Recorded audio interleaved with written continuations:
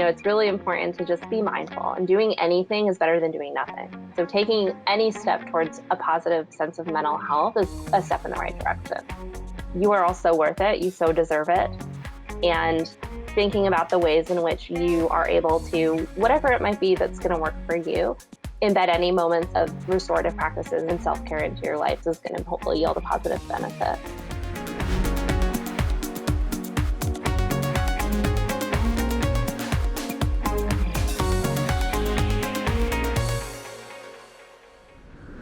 I'm Erin McClintock, and I serve as Vice President of Community Engagement, Impact, and Education here at EVERFI.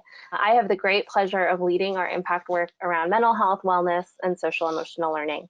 So it's through that lens that I'm really excited to be with you today to share some actionable strategies for reducing stress, for conquering anxiety, and for setting ourselves on the path towards a positive perspective around our mental health. I'm going to be sharing 7 tactical and actionable strategies that you can use when you need to.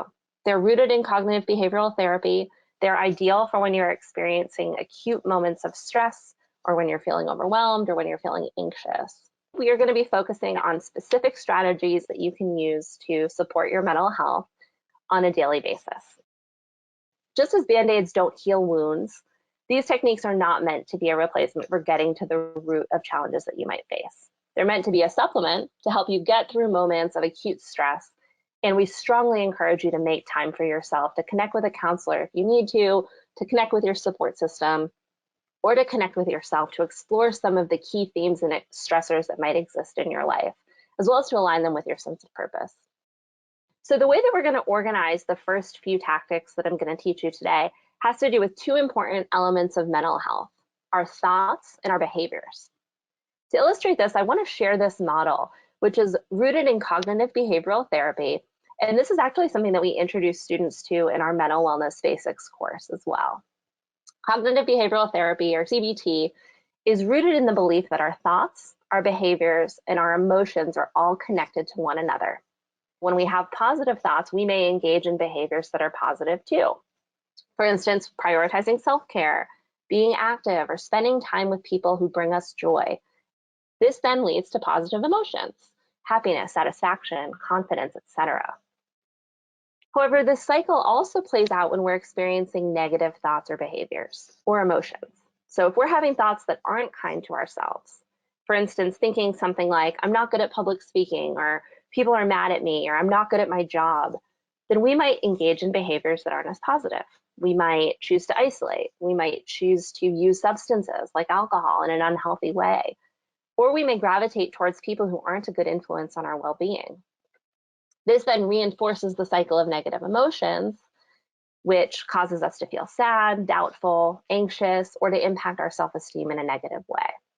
When that happens, we are much more likely to then feed back into those unhealthy or unkind thoughts. Now, given that emotions are probably one of the more difficult spaces to find an exit from, today we're going to focus on exploring opportunities to find exits, either through our thoughts or through our behaviors, if we find that we're stuck in a negative or an unhealthy cycle around those. So I'm going to introduce you to 3 thought tactics and 4 behavioral tactics that are designed to create space to break out of this cycle, or to just do on your own to promote positive mental health. But the first thing to remember is that each person is different. So what works for one person might not be helpful for the next. Okay, so the first technique that I want to introduce you to that relates to thoughts is the practice of putting our thoughts on trial. One of the things that our thoughts can do that can be pretty tricky is that sometimes we automatically accept our thoughts as truth. So for instance, if I get critical feedback from a supervisor, or a parent sends a nasty email that criticizes something about my teaching practice, it can be far too easy to accept that perspective as truth. So this particular technique involves the process of isolating a specific thought that you might have and then deconstructing it. Say you're giving a presentation and you mess up. Your automatic thought, which is common for many people, might be, I'm not good at public speaking. Blanket statement. This is an all or nothing thought. And it's a thought that, if we're going through the cycle of behaviors and emotions, might lead you to avoid opportunities related to public speaking, to increase your stress when you have to speak in public, because that thought is getting so much power. We are now going to put that thought on trial. So what you do here is you imagine that this thought is being tried in front of a jury, and you are on the end of people who needs to prove that this thought is not true. So you, knowing yourself better than anyone, think about the evidence that you have that suggests that maybe that statement isn't a fact. Maybe it shouldn't have the power that we're giving it. So you think about, what are some examples that I've had in the past where I have been good at public speaking? Maybe you've gotten good feedback. Maybe people have asked you to share your perspective, and that's a sign that obviously you're not terrible at public speaking as you're allowing yourself to think. This allows us to create space to both remind ourselves of positives, to move away from all or nothing thinking, and then to reframe our thoughts to be more kind to ourselves and more rooted in truth. So now, after putting the thought of I'm not good at public speaking to the test, I may have reframed it into I messed up this time, but I have a history of being good at public speaking and I can do it again. So the next technique, this is called the think technique. So self-talk is the way that we communicate with ourselves. It's the conversations that we have in our heads with ourselves about who we are and what we're good at or not so good at. And this is the makings of how we build self-esteem and self-confidence. So what this technique involves is taking a thought or a perspective that you may have about yourself and putting it through the think test, asking yourself, is the thought that I'm having or the perspective that I'm taking about myself in this moment true? Is it helpful? Is it inspiring? Is it necessary, or is it kind? To put our thoughts through this exercise forces us to truly think about the ways in which we're communicating with ourselves and focus on reframing it into a way that we would talk to a friend.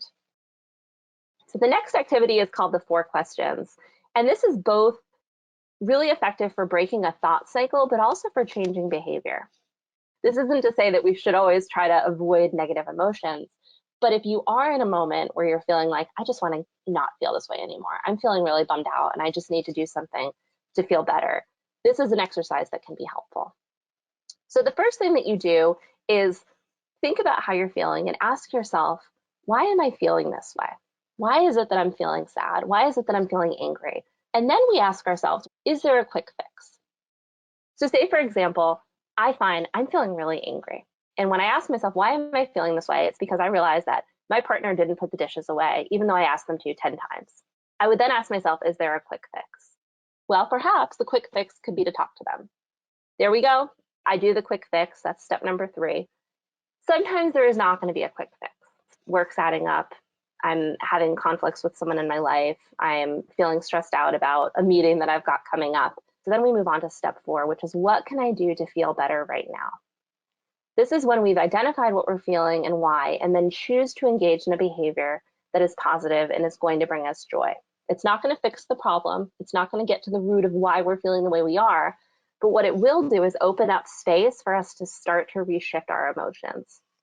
So maybe the what can I do is that I go for a walk with a friend, or that I call someone and vent, or that I work out or do something active that can at least get my mind off of whatever it is that I'm feeling.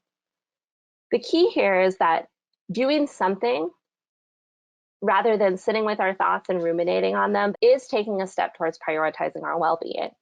Is it the miracle cure? No. Will we instantly feel better? Not necessarily, but we are taking ourselves on a pathway towards prioritizing self-care, and at the very least, it may be a welcome distraction. So now that we've covered those 3 cognitive restructuring techniques, I'm going to introduce 3 behaviorally focused techniques. Actually 4, I added a bonus one for you all. So these are techniques that are designed to create an opportunity to engage in positive behavior, which can directly connect to the cycle of our thoughts and our emotions. I love this analogy for how we think about the many things that we often have on our plate, and this is called the laundry pile analogy. Now, it's very likely that as an educator or a counselor or an administrator or all of the above, you are juggling a wide variety of demands. And it can be very easy when we have a lot on our plate to allow all of those things to bubble up into a sense of overwhelm. If you think about a laundry pile, it can be very easy for laundry to add up, especially when you're taking all of the clothes you wear every day and putting them in the same hamper. The same applies for all the things that we have going on in our lives. If we're putting them all together and allowing all of them to take up brain space in the same portion of our brain, it can feel like we have a lot that's overwhelming. So one of the things that can be really helpful is breaking it down into smaller components. When you think about a laundry pile, it can feel a lot if you're looking at this massive load of laundry that you have to do. But if you break it down into, I'm going to wash shirts in one pile, I'm going to wash socks in the next, I'm going to put pants in this one, jackets in this one, what happens is that you're able to break things down into smaller piles of laundry, allowing you to focus on one at a time and continue on a path of progress. We can't be everything to everyone at every moment. And so figuring out what are the things that are bringing me stress, spending some time writing them down, and then trying to categorize them in a way that makes sense to you can help you to not just get things out of your head, but also allow you to think about different strategies for working through each of the things that's bringing you a sense of being overwhelmed or stressed out. So the next technique I want to introduce you to is called a grounding technique. Grounding techniques are those that can be very helpful when we're in moments of anxiety, when we feel that internal sense of panic or stress. So this technique is called the 5-4-3-2-1 technique. This is one that can be really helpful if you're in a public place and you may not be able to go and curl up on the couch or do something that you want to do. And it involves using the 5 senses. So you want to first acknowledge what you're feeling and that you're making an effort to do something to get out of that sense of panic or overwhelm. Isolating yourself to each sense at a time, slowly walk through this exercise. So using sense, I'm going to think about what I see and name 5 things out loud. Then I'm going to move to touch. Maybe I touch the desk that's in front of me. And then you're going to move into things that you can hear. So isolating to your sense of hearing, 3 things that you can hear, 2 things that you can smell, and then 1 thing that you can taste. The goal here is to help you get out of a moment that might feel acute, focus on your senses as a method of grounding, and then revisit whatever the thought was that was causing you to feel distressed with a renewed perspective. Next technique is called box breathing. This is one that I love because it can be done absolutely anywhere. What it does is it involves the act of deep breathing. So the first thing you're going to do is breathe in for a count of 4 and envision this 4, 3, 2, 1, and then you hold it for 4. So if you want to do it with me, take a deep breath in, 1, 2, 3, 4. Hold it for 4, 3, 2, 1. Breathe out, 1, 2, 3, 4. And then hold it for 1, 2, 3, 4. Now, when you're breathing, you want to try to breathe in through your nose and slowly out through your nose as well, or your mouth if that's more comfortable.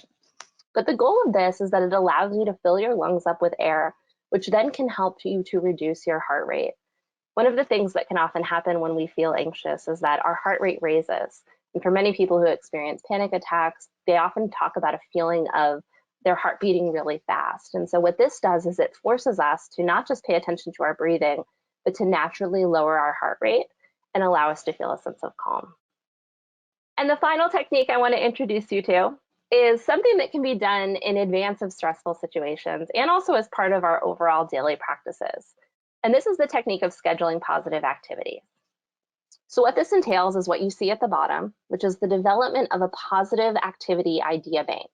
Write down all of the things that you like to do that bring you joy, that make you happy, that make you feel calm when you're not stressed. Then think about how much time each of these things takes. So something like going for a walk or hike might take closer to an hour, whereas something like taking a few deep breaths might take just a few minutes. Once you've written down the things that bring you joy, and then how long each of them take, you can calendar them into your everyday to think about when is it that I could take a few deep breaths? When is it that I could build in time to go outdoors? The goal is that it's giving you something to look forward to and a repository of resources that you know that you have that you can depend on to go and do instead of just doing nothing. Educators have truly risen to the challenges presented in the past school year. We see your feats of strength and courage in the face of the unknown, and we salute the work you do day in and day out.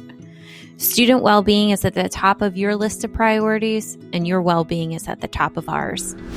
Continue to bring mental health education into your classroom with mental wellness basics by visiting everfi.com/new teacher.